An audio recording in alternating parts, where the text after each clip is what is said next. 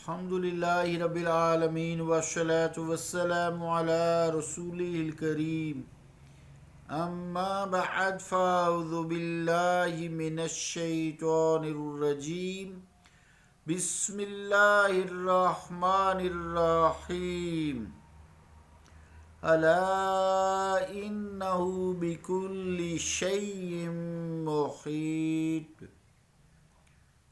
صدق اللہ العظیم۔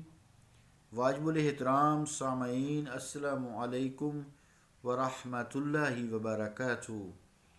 آیت کریمہ جو تلاوت کرنے کی سعادت حاصل ہوئی ہے، اس کا ترجمہ ہے سنو، بے شک اللہ تعالی ہر چیز کو گھیرے ہوئے ہے، اللہ کا قول سچا ہے جو بڑی ہی عظمت والا ہے۔ عزیزان گرامی قدر، السلام علیکم ورحمۃ اللہ وبرکاتہ۔ گفتگو چل رہی تھی ذوق نمود ذات بہت وجہ تخلیق کائنات ہے۔ اس میں حدیث بھی ہم نے بیان کی تھی، کنت کنز مخفی فاحببت ان اعرف فخلقت الخلق، میں چھپا ہوا خزانہ تھا۔ حدیث قدسی ہے، اس کا ترجمہ ہے کہ میں چھپا ہوا خزانہ تھا، پس میں نے چاہا کہ میں پہچانا جاؤں، تو پس میں نے مخلوق کو تخلیق کر دیا۔ مراد یہ کہ اللہ تعالیٰ کا جو ذوق نمود ہے، ذات کا ذوق نمائش ہے، اس کی نمائش کا ذوق کی وجہ سے کائنات کی تخلیق کی گئی ہے۔ اس حوالے سے جو شعر حضرت معین الدین چشتی گولڑوی رحمۃ اللہ علیہ کا بیان ہو رہا ہے، جو حضرت نصیر الدین نصیر چراغ گولڑا کے والد گرامی ہیں، المعروف بڑے لالا جی کہتے ہیں انہیں، آپ کے والد کو، نصیر صاحب کے والد کو رحمۃ اللہ علیہ۔ وہ یوں ہے، وہی ذات جلووں کی مشتاق، جس دم تو بحر ہوویت میں آیا تلا تم، بنی گرچہ خود ہی وجود دو عالم، حقیقت مگر پھر حقیقت رہی ہے۔ بہت اونچا شعر ہے عرفان الہی میں، یہ مقطع ہے آپ کے ان اشعار کا۔ تو عزیزان گرامی قدر، ہم گفتگو کرتے ذات بہت پہ، اس کی مثال پھر دی پانی یا سمندر کی، کہ اس کو سمجھنے کے لیے پانی یا سمندر کی مثال پر غور کریں۔ سمندر میں یا پانی میں امواج ہوتی ہیں، موجیں، موج جمع ہے اس کی امواج، موج واحد ہے، امواج جمع ہے۔ پھر حباب ہوتا ہے بلبلہ، پھر گرداب ہوتا ہے بھنور، چکر جو ہوتا ہے پانی کا چکر، کوئی سوراخ ہو نا زمین کے نیچے گہرا، تو اس کے اوپر جب پانی اکٹھا ہوتا ہے، جیسے بارش وغیرہ کا ایک دم بوجھا، تو وہ ایسے ایسے ایسے پانی نیچے جاتا ہے،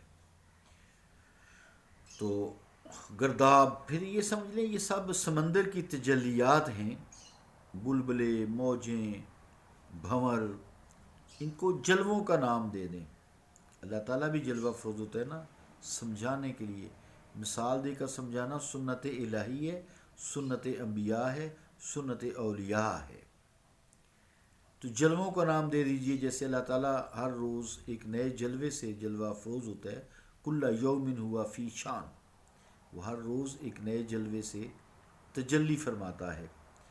اور ساحل ہے، سمندر کا ساحل ہوتا ہے، تو اس کو تماشا گاہ فرض کر لیں، اہل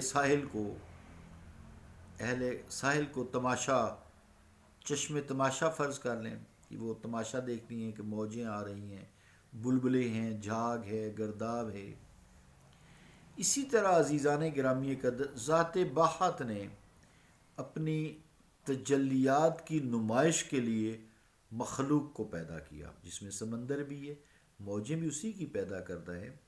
تو جس طرح سمندر اپنی پہچان کے لیے، پانی اپنی پہچان کے لیے موج میں آتا ہے، موجیں، لہریں آتی ہیں، بلبلے ہوتے ہیں، پھر بھنور ہوتے ہیں۔ بھنور کی میں نے مثال آپ کو سمجھائی، موج کو پانی کھڑا ہو نا جوہڑ کا، اس میں آپ دور پتھر پھینکیں ایک، تو چاروں طرف موجیں موجیں ایسے لہریں لہریں کنارے کی طرف آتی ہیں۔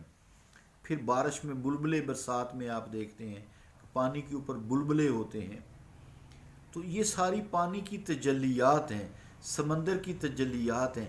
اسی طرح اللہ تعالیٰ نے کنت کنز مخفیہ، کہ میں چھپا ہوا خزانہ تھا، جو ایک چھپا ہوا خزانہ تھا اللہ تعالیٰ، فاحببت ان اعرف، پس اس نے چاہا کہ مجھے پہچانا جائے، تو اپنی پہچان کے لیے فخلقت الخلق، اس نے مخلوق کو تخلیق کر دیا تاکہ مخلوق میری پہچان کرے، پرند ہوں، چرند ہوں، پہاڑ ہوں، انسان ہوں، جن ہوں، کوئی بھی ہوں۔ پھر شریعت کے لیے مکلف کیا، جسے وما خلقت الجن والانس الا لیعبدون، کہ میں نے انسانوں اور جنوں کو اپنی پہچان کے لیے یا اپنی عبادت کے لیے جو ہے تخلیق کیے۔ وما خلقت الجن والانس الا لیعبدون، کہ میری عبادت کریں، صرف میری عبادت کریں اور کسی کی نہیں، میری پہچان کریں۔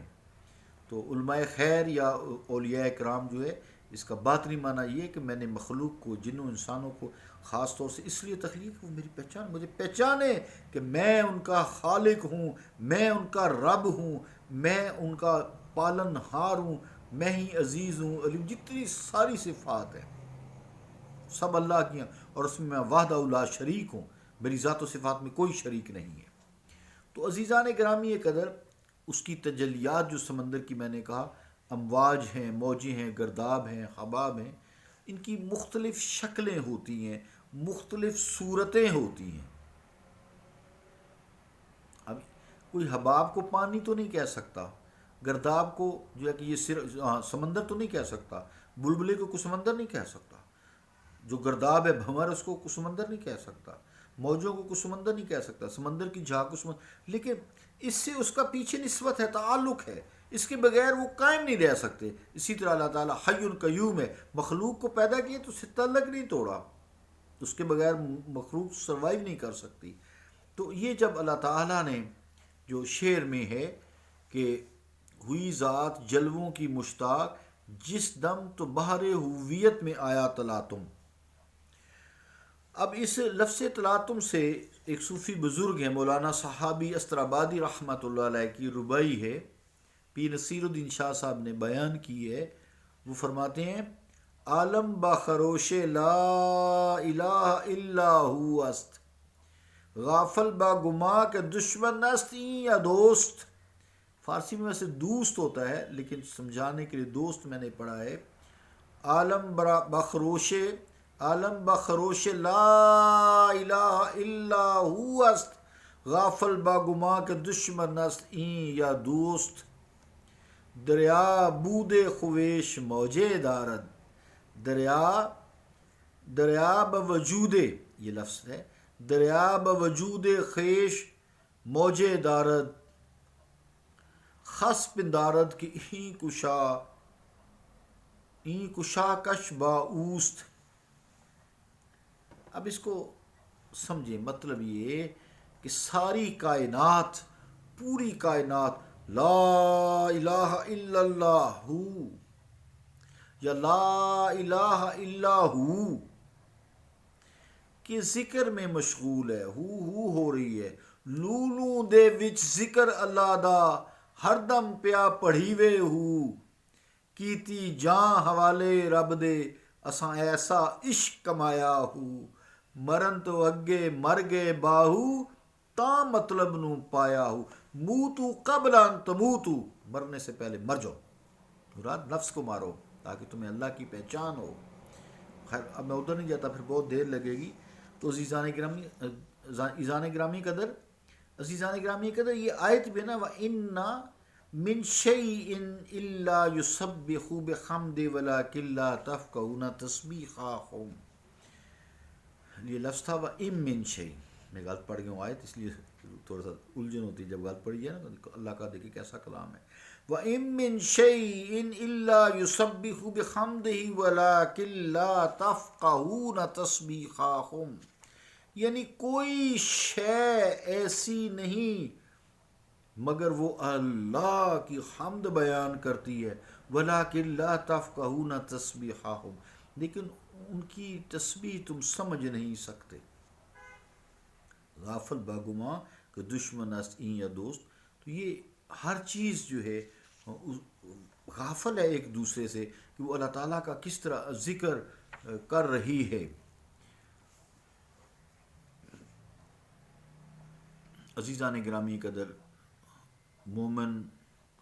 مومنانہ دانش، فراست سے عاری شخص، ایسا شخص جس میں مومن ہو لیکن دانش فراست نہ ہو، اس بدگمانی میں مبتلا ہو جاتا ہے کہ فلاں میرا دوست ہے اور فلاں میرا دشمن ہے۔